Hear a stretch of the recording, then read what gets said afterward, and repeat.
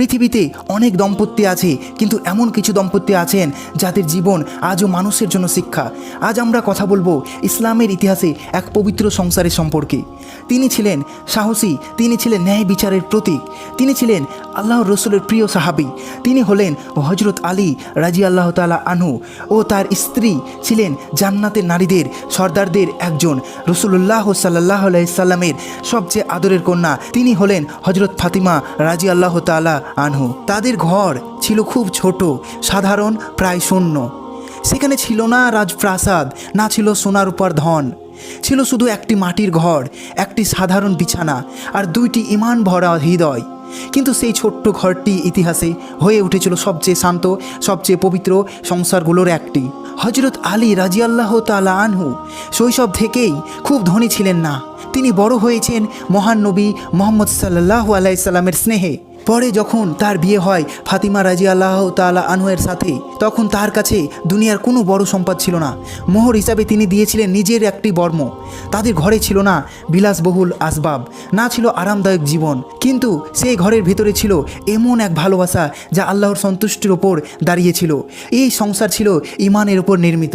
হজরত আলী রাদিয়াল্লাহু তাআলা আনহু জীবনে কখনো অলস ছিলেন না।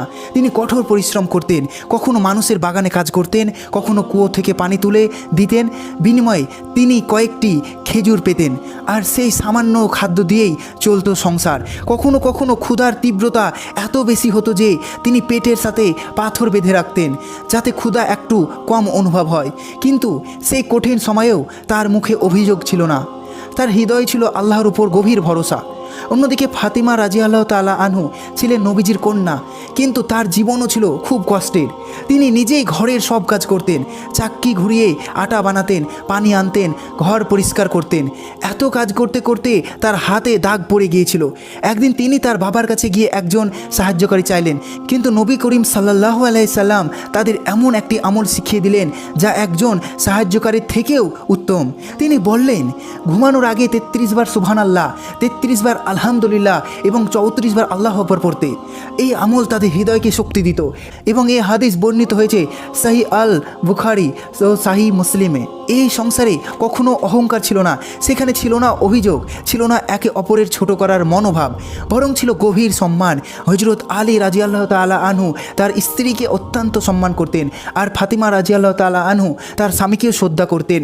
একবার আলী রাদিয়াল্লাহু তাআলা আনহু বলেছিলেন, মানুষের প্রকৃত সম্পদ তার ধন সম্পদ নয়, বরং তার চরিত্র ও ঈমান। তিনি বলতেন, যে ব্যক্তি আল্লাহর উপর সন্তুষ্ট থাকতে পারে সে মানুষই সত্যিকারের ধনী।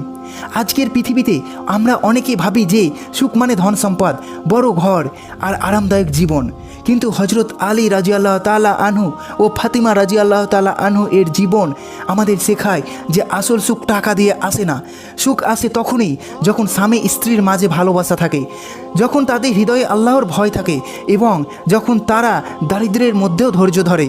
কিন্তু হজরত আলী রাদিয়াল্লাহু তাআলা আনহু ও ফাতিমা রাদিয়াল্লাহু তাআলা আনহুর এর জীবন আমাদের শেখায় যে আসল সুখ টাকা দিয়ে আসে না। সুখ আসে তখনই যখন স্বামী স্ত্রীর মাঝে ভালোবাসা থাকে, যখন তাদের হৃদয়ে আল্লাহর ভয় থাকে, এবং যখন তারা দারিদ্র্যের মধ্যেও ধৈর্য ধরে। তাদের ছোট ঘরটি হয়তো পৃথিবীর দৃষ্টিতে সাধারণ ছিল, কিন্তু আল্লাহর দৃষ্টিতে সেটি ছিল বরকতময়, কারণ সেই ঘরে ছিল ঈমান, ছিল ধৈর্য, ছিল পরস্পরের প্রতি গভীর ভালোবাসা।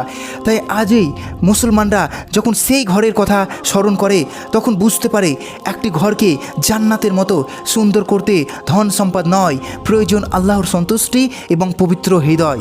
আজ আমরা এমন এক সংসারের গল্প শুনলাম যেখানে ছিল না ধন সম্পদ, না ছিল দুনিয়ার বিলাসিতা, কিন্তু ছিল এমন এক ভালোবাসা যার ভিত ছিল ঈমান। আলী ইবনে আবু তালিব রাদিয়াল্লাহু তাআলা আনহু এবং ফাতিমা বিন মুহাম্মদ রাদিয়াল্লাহু তাআলা আনহু আমাদের শিখিয়ে গেছেন, সংসার সুন্দর হয় না শুধু ধন সম্পদ দিয়ে, সংসার সুন্দর হয় ধৈর্য, সম্মান এবং আল্লাহর ভয় দিয়ে। আজ আমাদের ঘরে হয়তো অনেক কিছু আছে, বড় ঘর আছে, সুবিধা আছে, টাকা আছে, কিন্তু যদি হৃদয়ে শান্তি না থাকে তাহলে সেই সব কিছুই অর্থহীন। হজরত আলী রাদিয়াল্লাহু তাআলা আনহু বলতেন, মানুষের আসল সম্পদ তার ধন নয়, তার আসল সম্পদ তার চরিত্র এবং ঈমান। তাই আমাদের নিজেদেরকে একটা প্রশ্ন করা উচিত, আমাদের ঘরে কি সেই ঈমান আছে? আমাদের সংসারে কি সেই ধৈর্য আছে? আমাদের হৃদয়ে কি সেই ভালোবাসা আছে, যে ভালোবাসা আল্লাহ সন্তুষ্টর জন্য? মনে রেখো, একটা ছোট ঘরও জান্নাতের মতো হয়ে যেতে পারে যদি সেই ঘরে আল্লাহর নাম থাকে, ভালোবাসা থাকে এবং ধৈর্য থাকে।